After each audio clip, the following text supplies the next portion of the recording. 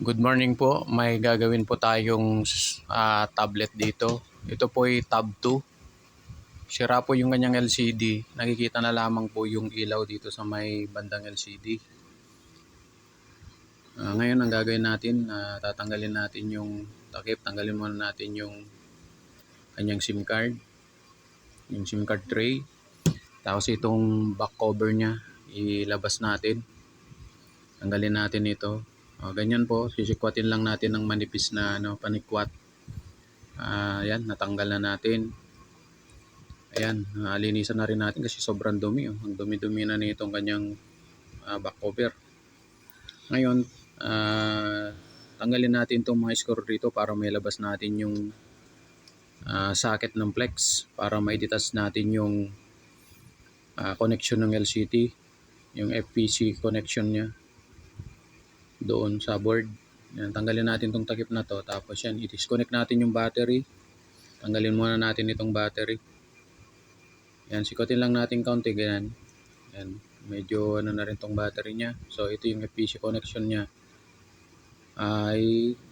Yan, i-detach natin. Silinisan na rin natin itong para tuloy-tuloy natin mamaya. Tanggalin natin yung mga nanigas na glue. Para pagdikit natin mamaya yung tuloy-tuloy tayo. Yan, linisin natin ng maigi para maganda yung pagkakalapat niya mamaya. Kasi kapag hindi natin nilinis yun, bukol-bukol po siya. Ngayon, tanggalin na natin yung LCD niya. Yan, ganyan lang. Kailangan natin ng blower, yung blower gun. Yan, tapos gamit na rin na naman natin ng pangnikwat na manipis na tools. Yung pangsikwat. Yan, kasi nakadikit dito, kaya natin binoblower para lumambot yung pandikit para masikwat natin at may labas natin yung basag na LCD. Ito yung blackout na, ilaw na lamang yung nakikita natin sa screen, kaya papalitan na natin siya. Basag-basag na kasi siya dahil kaya nag-blackout siya. Ayan, patuloy natin alalayan natin ng blower para i-blower natin ng hot air. Tapos sikwatin natin na patuloy na tanggalin. Yan pa, sa paligid-ligid nito kailangan natin yung pandikit para sa ganun mayangat natin ng maayos yung LCD. Huwag nating madali nito kasi marami ding masisira yung kanyang frame.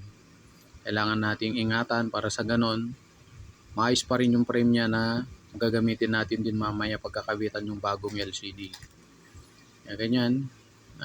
Marahan lang sa pagsikwat at alalayan ng para yung pandikit na glue matanggal natin mga ganyan hanggang sa matanggal natin siya. So malapit na natin ito matanggal mga idol. Yan, ganyan lamang. Sundan nyo lamang po yung video na aking ginagawa kung kayo po ay nagdi-DIY o nagpapalit ng LCD ng iyong tablet na ganito. Ayan, dito na tayo sa baba. So malapit na natin ito tanggalin. Ayan, tanggal na mga idol. Ayan, sira na ito, kaya papalitan natin na ngayon. Lilinisin din natin itong kanyang frame. Kasi maraming bubog din po yan na natira at saka mga glue na nagas. Yung mga dati ng glue, kaya tanggalin natin para sa ganun. Pag lagay natin ng bagong LCD, napakaganda. Ayan mga idol, so maraming salamat po sa inyo. Sa inyong walang sawang pagtangkilik sa mga video na aking ginagawa.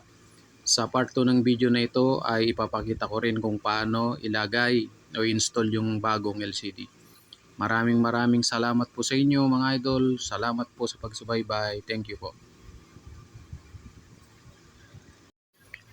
Ayan mga idol, ito na yung part 2 ng ating ginagawang Samsung Tab 2 na tablet. In-install na natin itong battery. So isinasarado na natin itong kanyang metal plate dito para hindi po mag-pop up yung kanyang LCD. So dito nilalagay natin yung mga tornilyo. Install natin kanina yung LCD. Hindi na natin nakuha na ng video. Ngayon binabalik lang natin yung mga tornilyo doon sa kanyang metal plate doon sa socket. So subukan natin mga idol. Ayan. Ito yung bagong LCD na ating install. Ayan, maayos naman yung kanyang touch. Ito yung luma, basag-basag na. Ito yung bago, okay siya, maayos. Ayan, ngayon, ang sunod natin gagawin dito ay lalagyan na natin ng glue. I-glue na natin itong bagong LCD dito sa kanyang frame. So, lagyan natin ng mga glue dito gamit itong T9000 na ating ginagamit na pandikit. Ito'y napaka dikit mga idol. Kapag tumigas ito ay hindi na po matatanggal. Hindi na po, wala kayong kaba na matutuklap yung LCD ninyo. Kasi sobrang kapit itong pandikit na to. Yan, lahat ng mga gilid niya, yung slot ng kanyang glue slot ay lalagyan. Lagyan natin ng maigi, ng maayos. Yan, sa gilid-gilid. Lagyan natin yan. Huwag natin pasobrahan mga idol para hindi pupunta doon sa kanyang LCD mismo. Kasi mag-short din yan kapag nasobrahan ng glue. Ayan, nailagay na natin. So, idikit lang natin. Lagyan natin ng suporta muna. Tapos tanggalin natin yung mga sumobrang glue. Linisin natin. Ayan, lagyan natin muna ng rubber band mga idol na suporta para hindi mag-twist yung kanyang bagong LCD dun sa frame niya. Para nakalapat ng maayos. Ayan, magkabila, lagyan natin ng rubber band muna. At samantala. Tapos linisin natin yung mga lumagpas na mga glue. Para malinis ang ating trabaho, hindi maduming tignan. Ayan. Ayan, okay yung kanyang touch. Maayos. So, yung ating ngayon dito, yung kanyang flex. So, iporma natin ng maigi. Kailangan nakalapat ng maigi dito sa kanyang frame. Dito sa likod ng battery. Kasi kung nakabukol po ito, aangat po din yung battery niya mga idol. Kapag hindi ninyo inayos yung pagkakalapat nyo dyan. Kailangan nakalatag po siya dyan ng maayos dun sa kanyang frame. Hindi ganyan na umangat-angat. So, ginawa natin dyan, nilagyan ko ng tape para hindi umangat.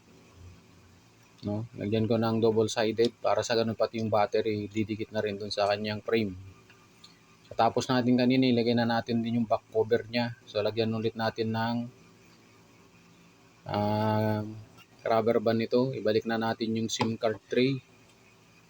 Ayan. So, ilagay natin yung kanyang cover. Ayan mga idol, tapos na natin itong gawin. Maraming salamat po sa inyo sa walang sawa ninyong pagtangkilik at pagsubaybay sa mga video sa aking video na ginagawa. Salamat po sa inyo ng napakarami mga idol. Hindi kayo po sana magsasawa na sumabay sa amin. Salamat po ng napakarami. Thank you po.